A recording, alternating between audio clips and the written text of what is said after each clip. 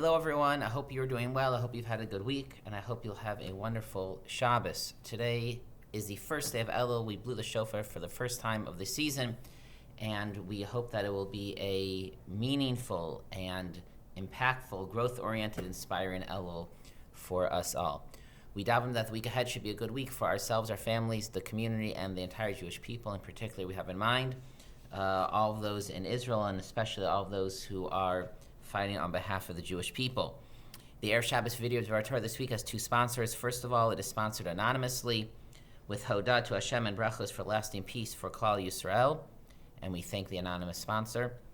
And in addition, we thank Yaakov Herring and Seth Berman, who are sponsoring in memory of Yaakov's aunt, Tzipora Bat Avraham Zichrona Levracha, whose yahrzeit will be observed on this Shabbos, the 2nd of Elul, when Neshama should have an Aliyah. And we thank Yaakov and Seth for the sponsorship.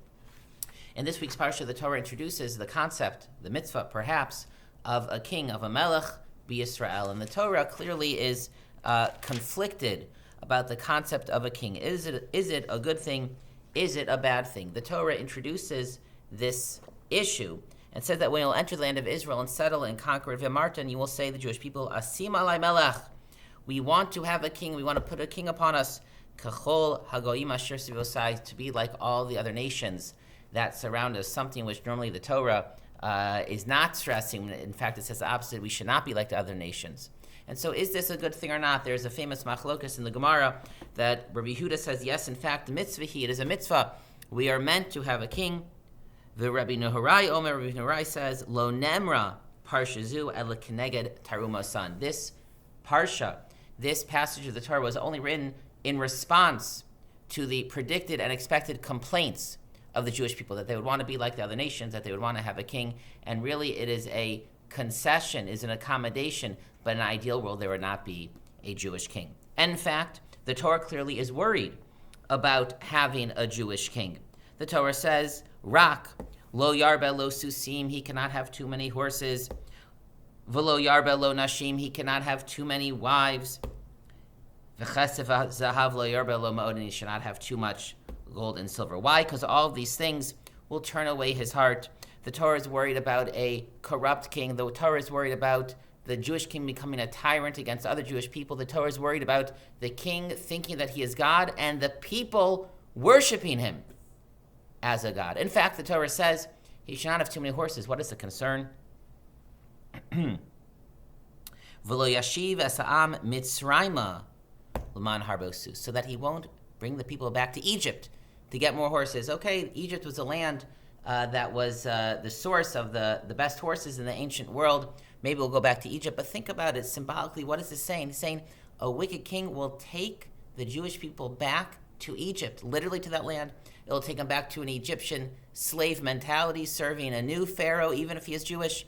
It is the worst fear possible. The Torah is saying that a wicked king can undermine the entire Jewish and Torah idea, experiment that Hashem is trying to accomplish in the land of Israel.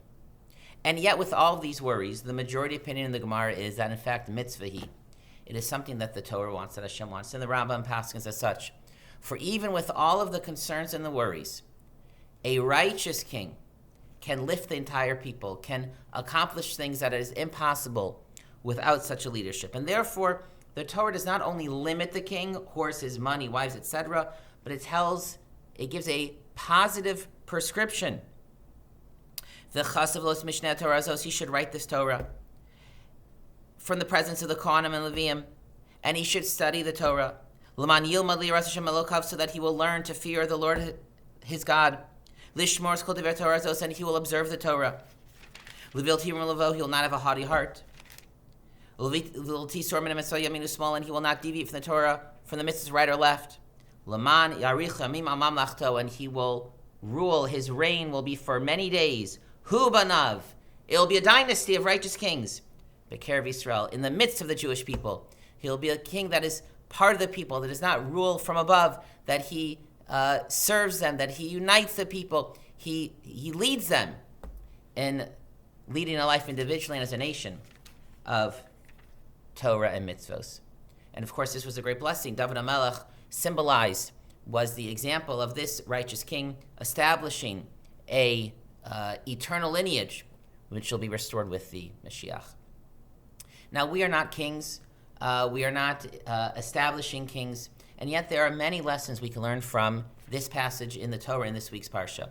But the one in particular I'd like to focus on is the fact that the Torah recognizes that having a king both has the potential for disaster and also greatness. That the very same thing, the very same institution can be the source of the most positive outcome, but also the most negative outcome. And that is a lesson that applies throughout life, that almost nothing is inherently good or bad. Almost everything can be used in either direction. The question is, how will we use it? Any personality trait that we have, if we are loud or if we are quiet, if we are adventurous or more risk-averse, whatever it may be, any quality can be used in a good way or in a bad way, depending on the circumstances. Any tool in the world, any technology, the internet, social media, AI, it can be used in the most constructive, incredible, creative ways. And of course, it can be used in destructive ways for ourselves and for others. And similarly, any experience or anything that happens to us, anything that we have to face, can be something that brings out in the best in us, or it can be something that knocks us down. And the lesson is that whatever we are facing can be used in either way. It is up for us to decide. And those things, the Torah here is saying, those things that could lead to the greatest disaster, because they're the most potential, the most potent, the most powerful, they can be therefore used in the most positive way. Something which has great potential in either direction. We have begun Elul. Elul is the time, the month of preparation for Rosh Hashanah Yom Kippur. It is already time of tshuva, and there's one form of tshuva in which we are just trying to defeat the Yetzer Hara, to hold back the temptation. But a greater form of tshuva is when we can transform something that had been a source of negativity, of challenge, of difficulty, of bad emotions, and transform it into the source of something positive, something that helps us grow. Anything that is part of us, we don't just have to destroy it or negate it. It perhaps is difficult sometimes, but we can try to be thoughtful and figure out, how can I use this part of my personality in a more constructive way? In what situation, with what people could I use this in a more positive way? If there's something difficult that I'm facing, is there something that is really hard for me and challenging for me right now? More than just overcoming it, is there a way that I can transform it for the good? Any challenge can be used to bring out the best for us. If there's some surprising new thing that happens to us, perhaps as an opportunity for change, how can I use it for good? The lesson from the Parsha of the Melech, of the King, for us that we're focusing on right now is that the very same thing which could be very bad can be turned into something exceedingly good. And so this Elul, let us try to be thoughtful, to take the time to contemplate whether it is something inside of us that we are facing, or whether it is something outside of us that we are facing, that right now we view in a very negative way, a very challenging way.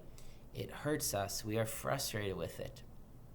How can we use it? How can we transform it and turn it into an opportunity of growth, an opportunity to become greater, better, more thoughtful, more profound people, to turn the bad into the good? That is the highest level of tshuva. May we all merit it this season and this year. Everyone should have a good Shabbos and Shabbat Shalom.